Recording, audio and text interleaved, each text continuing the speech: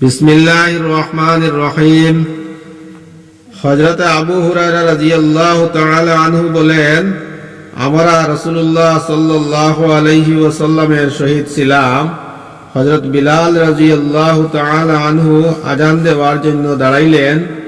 তিনি যখন আযান শেষ করিলেন তখন রাসূলুল্লাহ সাল্লাল্লাহু আলাইহি ওয়াসাল্লাম ইরশাদ করিলেন, যে ব্যক্তি ইয়াকিনের সহিত এই কলিমাগুলি বলিবে যাহা মুয়াজ্জিন বলিয়াছেন, সে জান্নাতে প্রবেশ করিবে। ফায়দা: এই রিওয়ায়াত দ্বারা বোঝা যায় যে আযানের জবাবদাতা সেই শব্দগুলি পুনরাবৃত্তি করিবে যাহা মুয়াজ্জিন বলিয়াছে। অবশ্যই হযরত ওমর রাদিয়াল্লাহু তাআলা আনহু এর রিওয়ায়াত দ্বারা বোঝা যায় যে হাইয়া আলাস সালাহ ও হাইয়া আলাল ফালাহ এর জবাবে লা হাওলা ওয়ালা কুওয়াতা ইল্লা বিল্লাহ বলিতে হইবে। মুসলিম শরীফ। হযরত আব্দুল্লাহ ইবনে আমর রাদিয়াল্লাহু তাআলা আনহু বলেন, এক ব্যক্তি আরজ করিল, ইয়া রাসূলুল্লাহ, মুয়াজ্জিনগণ আজর ও সওয়াব হিসাবে আমাদের অপেক্ষা অগ্রগামী রহিয়াছে। এমন কোন আমল আছে কি যে আমরাও মুয়াজ্জিনের ন্যায় ফজিলত হাসিল করিতে পারি? রাসূলুল্লাহ সাল্লাল্লাহু আলাইহি ওয়াসাল্লাম ইরশাদ করিলেন, সেই কলেমাগুলি বলো যেগুলি মুয়াজ্জিন বলে। অতঃপর আযানের জবাব শেষ করিয়া দোয়া করো, যাহা চাহিবে তাহা দেওয়া হইবে। আবু দাউদ শরীফ। হযরত আব্দুল্লাহ ইবনে আমর ইবনে আস রাদিয়াল্লাহু তাআলা আনহু হইতে বর্ণিত আছে যে তিনি রাসূলুল্লাহ সাল্লাল্লাহু আলাইহি ওয়াসাল্লামকে ইরশাদ করিতে শুনিয়াছেন, যখন মুয়াজ্জিনের আওয়াজ শুনো তখন মুয়াজ্জিন যেই রূপ বলে সেই রূপ তোমরাও বলো। অতঃপর আমার প্রতি দরুদ পাঠাও। যে ব্যক্তি আমার প্রতি একবার দরুদ পাঠায়, আল্লাহ তাআলা ইহার বিনিময়ে 10টি রহমত প্রেরণ করেন। অতঃপর আমার জন্য আল্লাহর নিকট উসিলার দোয়া করো, কারণ উসিলা জান্নাতে একটি বিশেষ মর্যাদা, যাহা আল্লাহ তাআলার বান্দাগণের মধ্য হইতে একজনের জন্য নির্ধারণ করা হইয়াছে। আমি আশা করি সেই বান্দা আমি হইব। যে ব্যক্তি আমার জন্য উসিলার দোয়া করিবে, সে আমার শাফাআতের হকদার হইবে। হযরত জাবির ইবনে আব্দুল্লাহ রাদিয়াল্লাহু তাআলা আনহু হইতে বর্ণিত আছে যে রাসূলুল্লাহ সাল্লাল্লাহু আলাইহি ওয়াসাল্লাম ইরশাদ করিয়াছেন, যে ব্যক্তি আযান শুনিয়া এই দোয়া করিবে, আল্লাহুম্মা রাব্বা হাযিহিদ দাওয়াতিত তাম্মাহ ওয়াস সালাতিল কাইমাহ আতি মুহাম্মাদানিল ওয়াসিলাতা ওয়াল ফাযিলা ওয়াবআসহু মাকামান মাহমুদানিল্লাযী ওয়া'আদতা ইন্নাকা লা তুখলিফুল মিআদ। কিয়ামতের দিন তাহার জন্য আমার শাফাআত ওয়াজিব হইবে। অর্থ: আয় আল্লাহ, এই পরিপূর্ণ দাওয়াত ও আজানের পর আদায়কৃত নামাজের রব হযরত মুহাম্মদ সাল্লাল্লাহু আলাইহি ওয়াসাল্লামকে উসিলা দান করুন এবং সম্মান দান করুন, এবং তাহাকে সেই মাকামে মাহমুদে পৌঁছাইয়া দিন যাহার ওয়াদা আপনি তাহার সহিত করিয়াছেন। নিঃসন্দেহে আপনি ওয়াদা ভঙ্গ করেন না। বুখারী শরীফ।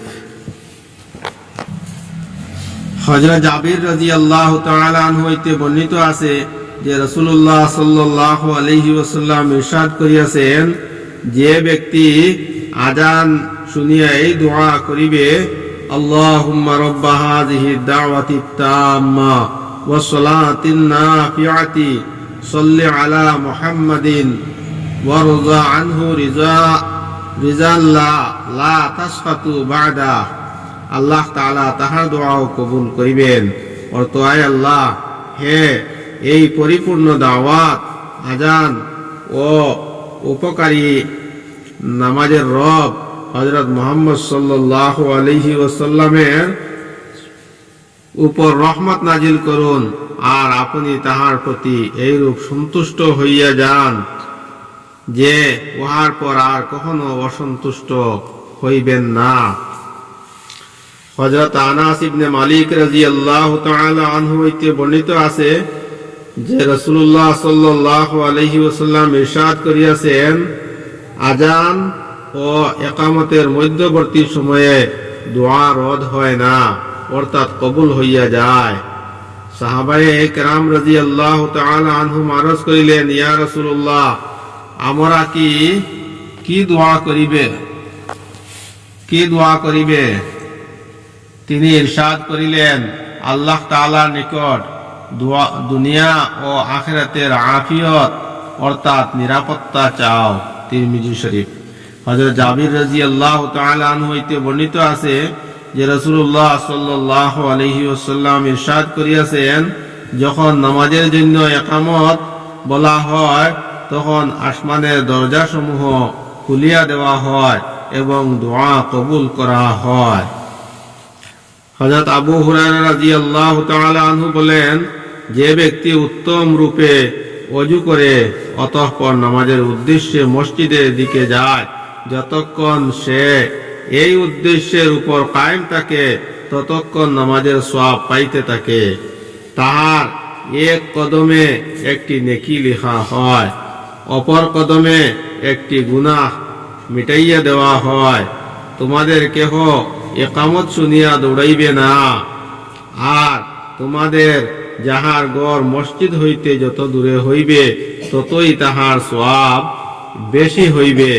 হযরত আবু হুরায়রা রাদিয়াল্লাহু তাআলা আনহু এর শাগরিদগণ ইহা শুনিয়া জিজ্ঞাসা করিলেন, হে আবু হুরায়রা, গড় দূরে হওয়ার কারণে সওয়াব কেন বেশি হইবে?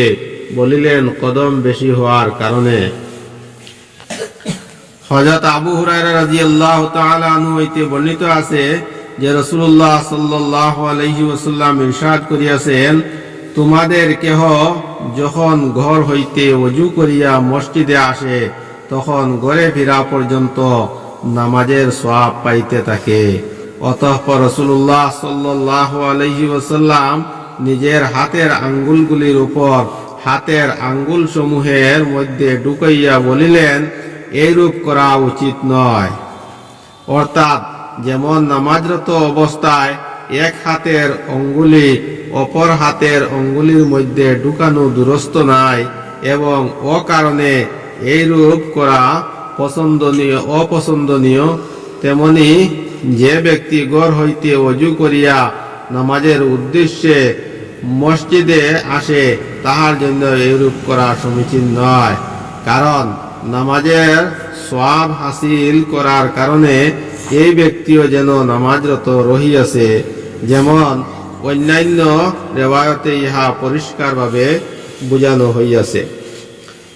হযরত সাঈদ ইবনে মুসাইব রাদিয়াল্লাহু তাআলা আনহু একজন আনসারী সাহাবী হইতে বর্ণনা করেন যে তিনি বলিয়াছেন, আমি রাসূলুল্লাহ সাল্লাল্লাহু আলাইহি ওয়াসাল্লামকে ইরশাদ করিতে শুনিয়াছি যে যখন তোমাদের কেহ উত্তম রূপে ওযু করিয়া নামাজের উদ্দেশ্যে বাহির হয় তখন প্রত্যেক ডান পা উঠানোর উপর আল্লাহ তাআলা তাহার জন্য একটি নেকি লিখিয়া দেন এবং প্রত্যেক বাম পা রাখার উপর তাহার একটি গুনাহ মাফ করিয়া দেন। এখন তাহার ইচ্ছা ছোট ছোট কদম রাখুক এবং লম্বা কদম রাখুক। যদি এই ব্যক্তি মসজিদে আসিয়া জামাতের সহিত নামাজ পড়িয়া লয় তবে তাহার মাগফিরাত করিয়া দেওয়া হয়। আর যদি মসজিদে আসিয়া দেখে জামাত হইতেছে এবং লোকেরা নামাজের কিছু অংশ পড়িয়া ফেলিয়াছে আর কিছু বাকি আছে, অতঃপর সে জামাতের সহিত যে পরিমাণ পায় পড়িয়া লয়, অবশিষ্ট নামাজ নিজে পুরা করিয়া লয়, তবুও তাহারা মাগফিরাত করিয়া দেওয়া হয়। আর যদি এই ব্যক্তি মসজিদে আসিয়া দেখে যে লোকেরা নামাজ পড়িয়া ফেলিয়াছে, অতঃপর সে নিজের নামাজ পড়িয়া লয়, তবুও তাহার মাগফিরাত করিয়া দেওয়া হয়।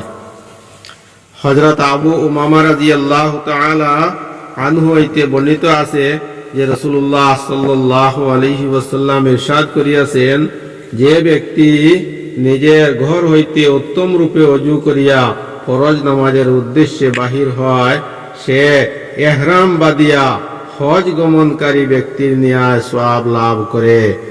আর যে ব্যক্তি শুধু চাষ্টের নামাজ আদায়ের জন্য কষ্ট করিয়া নিজের জায়গা হইতে বাহির হয়, সে ওমরা আদায়কারীর ন্যায় সওয়াব লাভ করে। এক নামাজের পর আরেক নামাজ এইভাবে আদায় করা মধ্যবর্তী সময়ে কোনো অনর্থক কাজ বা অনর্থক কথা না হয়, এই আমল উঁচা মর্তুবার আমলের মধ্যে লেখা হয়। আবু দাউদ শরীফ। আল্লাহ পাক আমাদের সবাইকে যেন জামাতের সহিত নামাজ আদায় করার তৌফিক দান করেন। আমিন।